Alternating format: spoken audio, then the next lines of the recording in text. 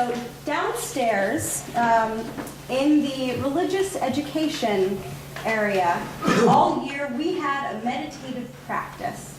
It was a thread that stayed with us throughout the year. We focused our minds and our bodies on different things every week, but this was the one thread that's weaved throughout.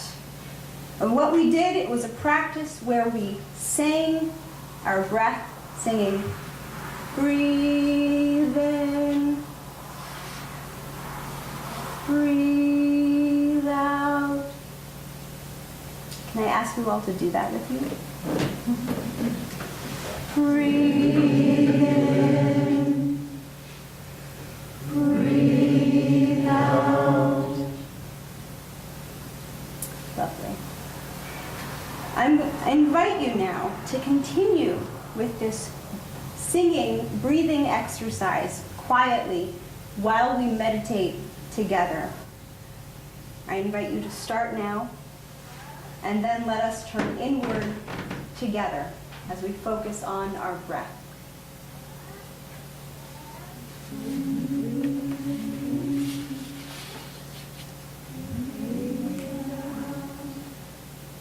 How precious it is, a simple breath.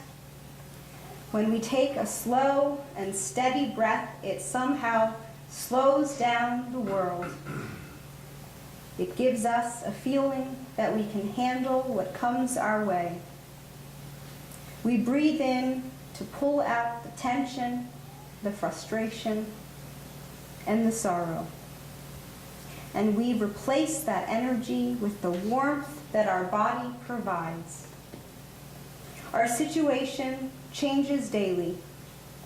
Sometimes it's a task that lies before us, a specific project that we have to accomplish. Sometimes it's simply getting through the day, or even through one excruciating moment. And sometimes we need more warmth than our body can provide us. But we will be sustained on the warmth and the kindness of our loved ones. And we can fill our minds with hope, for breath is our body's way of giving us that hope. Hope brought on by the joys we've heard today. Hope that the goodness we experience every week here at church will give us strength in all we do. It is hope that we give to each other. And when we cannot muster up enough hope for ourselves, the step we can take is to hope for another. Because every time we gift our faith in and encouragement of the person beside us, we feel its hope, its warmth, as it ripples out to touch us all, much like our joys. For when we breathe in peace. And when we breathe out love. And so, with this in mind, let us be silent together.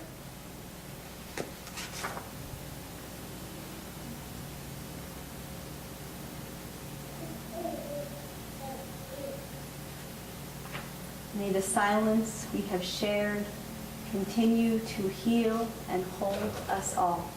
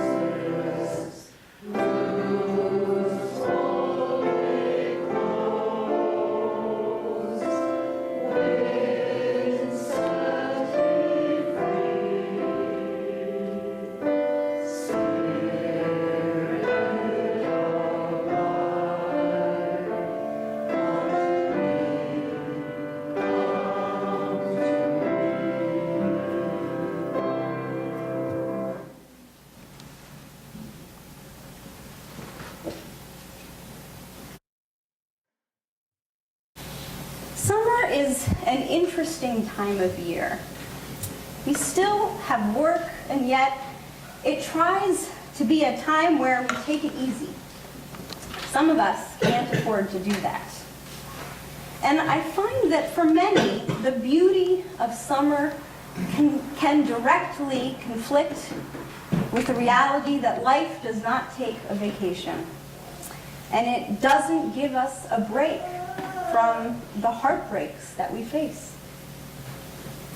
I think sometimes summer can make it worse because the outward beauty and relaxation is transient. And in the back of our minds, we're already thinking, winter is coming. Uncertainty is a scary thing because it is so hard not to see winter at every possibility. Although perhaps the only certainty in Western New York is that winter is indeed coming. But the worst possible outcome can take over our minds, our spirits, and our bodies. And it consumes all of us with a paralyzing fear. Uncertainty has been on my mind a lot lately. And not just because I'm out of a job on September 30th, but my next steps are very much unknown. And come October, I leave the city of Rochester and I leave an internship and a congregation that I have fallen in love with. Don't worry, this is not a goodbye sermon. You're stuck with me for another 7 weeks. But the point remains the same, that I am absolutely clueless on what lies ahead of me. And it is an uncomfortable feeling. Many of you here today have faced terrifying uncertainties quite recently, and some are currently facing those uncertainties. Far worse than the ones before me, but I would like to share with you what has been on my mind to guide me through this process. This church. I have been seeking a theology of UUCC that serves as a source of strength, a theology to take with me in my spiritual journey, wherever that may be. And if you'll let me, I would like to share some of my reflections on the implicit and explicit theology of this wonderful congregation. Sometimes, when we can't say that life is good, it helps to just say, good is possible. Because we are a warm and welcoming congregation and a deeply intimate congregation, I have learned a relational optimism. This I know from you. What comes with being personal is that we reciprocate that in the way that we relate to each other. We give ourselves to our church, to each other, and anyone who walks through those doors find a home here. Whatever we experience in this space is supported by all the people that are around us. And because of that, no matter who we are or what we are going through, we are not alone. Every Sunday, there are at least 20 other souls who cherish you, who see you for who you are in the moment and who you hope to be in a lifetime. When we are here, we have life. Life that keeps us in the moment, life that brings us strength for tomorrow. In ministry, we call this being present with each other. It's a term that we use most often in the context of pastoral care. But what makes it unique for us is that we are present with each other, not only in the context of personal support, but during worship services, during committee meetings. We are a present congregation. What a gift that is. And because of that, I find that our church represents a moment of clarity between pain and healing. Our church is the essence of however. The word that turns your path around. However means that you walk nothing by yourself. It means that no matter how or where you fall, there will always be someone or something to pick you up. It's the breath that gives you courage.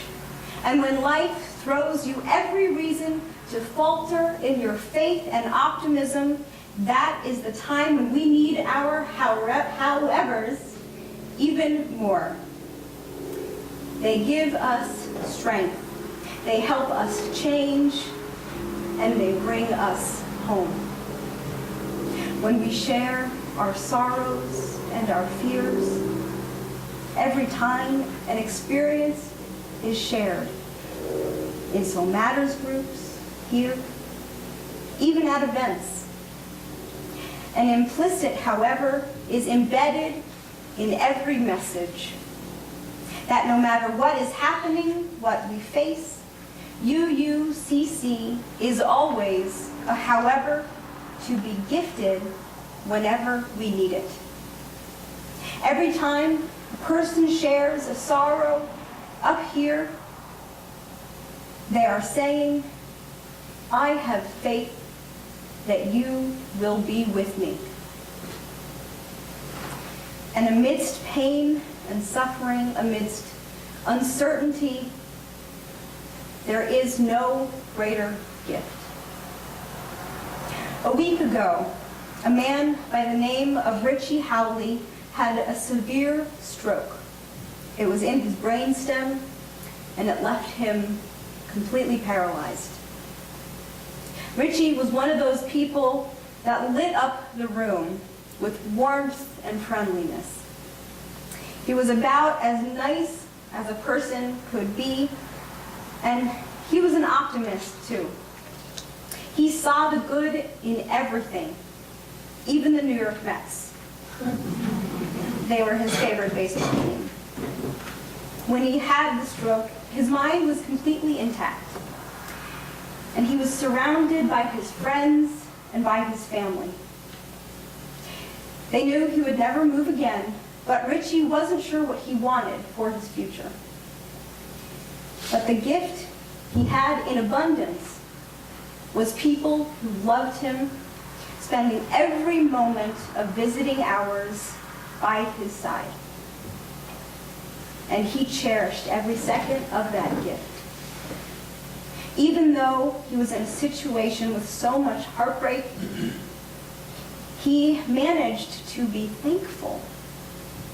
And I tell you this story because I see this gift being given and being received almost every time I encounter anyone from UUCC, members or friends.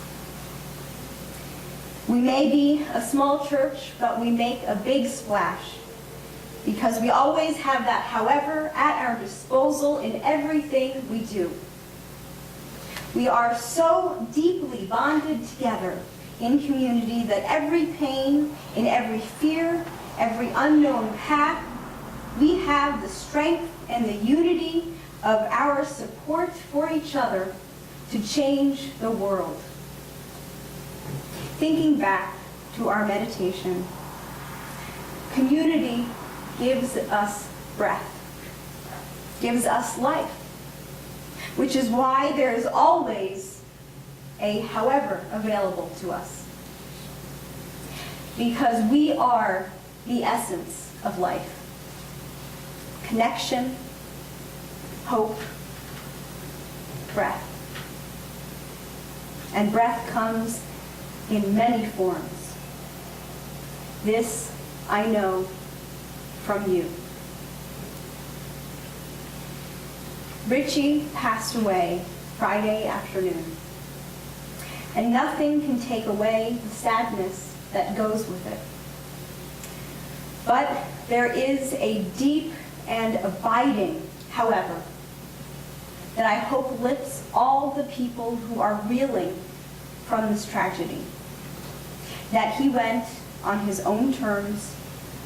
He chose to cease physical breath because it wasn't the way he wanted to live. But I think part of what helped him make that decision was that he was given the gift of spiritual breath by his friends and by his family, which would sustain a part of him as he left this world. And that brought him peace. Because even in death, he was not alone. And I think a piece of his breath infuses everyone he knew to carry on that however.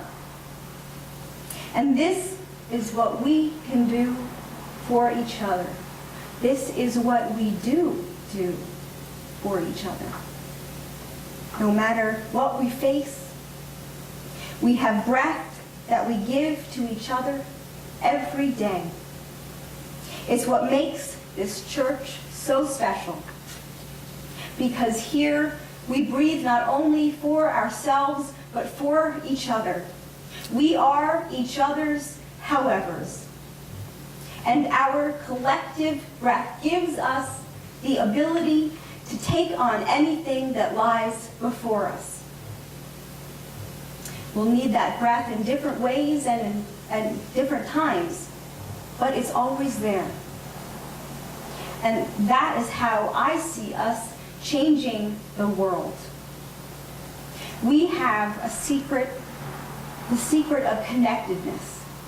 And with that, the power to breathe life into everything around us. It's what gives us passion for the earth, for social justice, for compassion. All of that is us breathing life into the world around us. And we do it in our personal lives, too. Whether an affirmation in Soul Matters, a hug at coffee hour, or our wonderful lay pastors team making sure that we are always connected to each other. We do that for each other, and we do that out in the world. Because where there is pain, there is also possibility. Whether it's a time of uncertainty or a time of loss. And in history, this strength of character, the however of our human spirit, is what moves history, what shapes the world. The greatest movers and shakers of the last century used these howevers in every part of their lives. Martin Luther King Jr., for instance, had a grand dream, a large-scale dream. But he did it by living in the moment, by working to better the now. He looked for the best amidst the worst and saw the good as possible, even in the evil. His lifetime ended in a display of violence and the worst of humankind.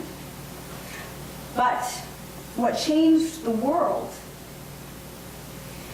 was his ability to take small steps in every moment,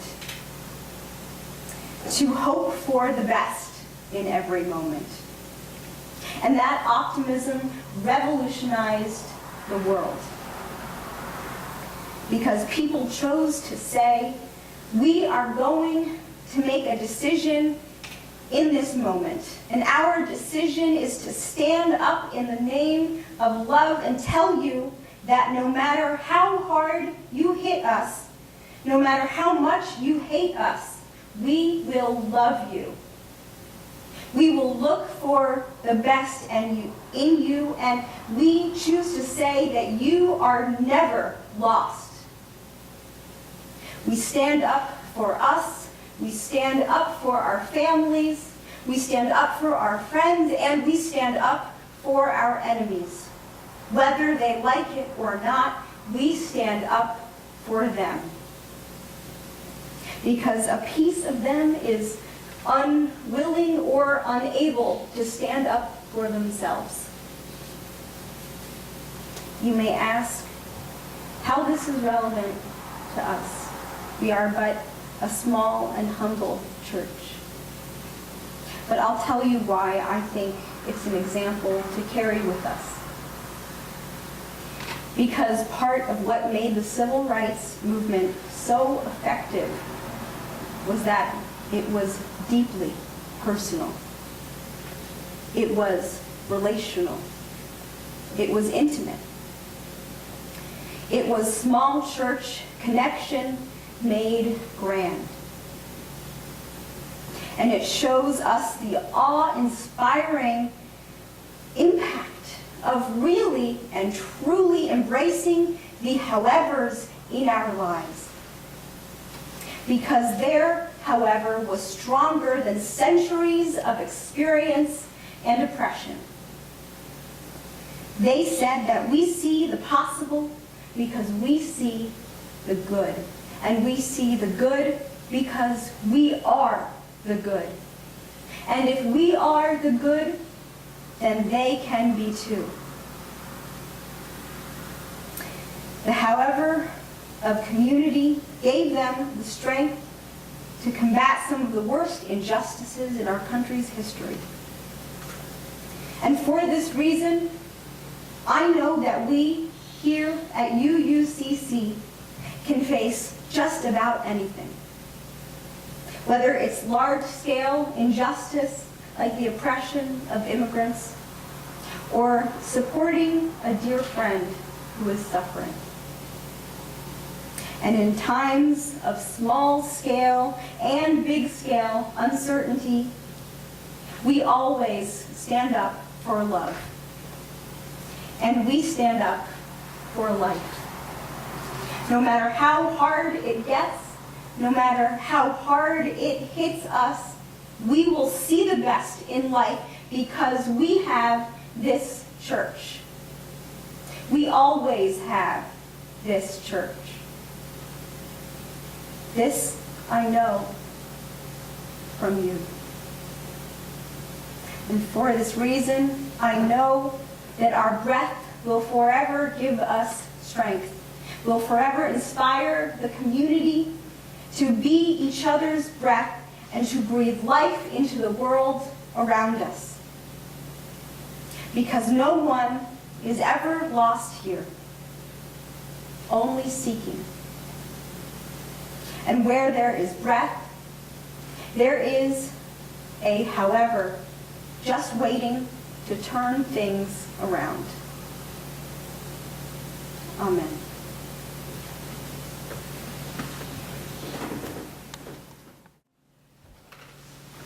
Friends, I invite you to stand as you are able for our closing hymn, which is number 126.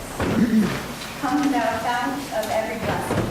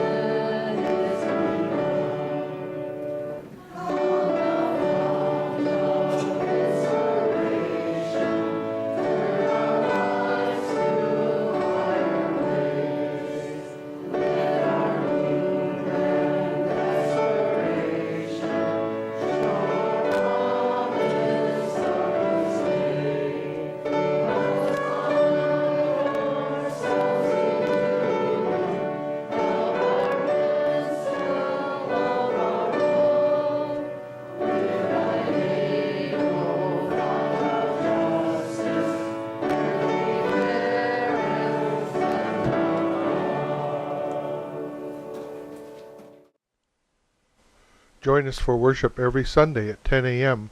at the Unitarian Universalist Church of Canandaigua, a welcoming congregation. We are located at 3024 Cooley Road, 4 miles west of South Main Street, Canandaigua, just north of the intersection with Routes 5 and 20. Look for the blue signs just before the turn. Your comments about this program or questions about the church are welcome at 585-396-1370 or at our website, www.canandaiguauu.org. Producer and editor, Daniel Brigham.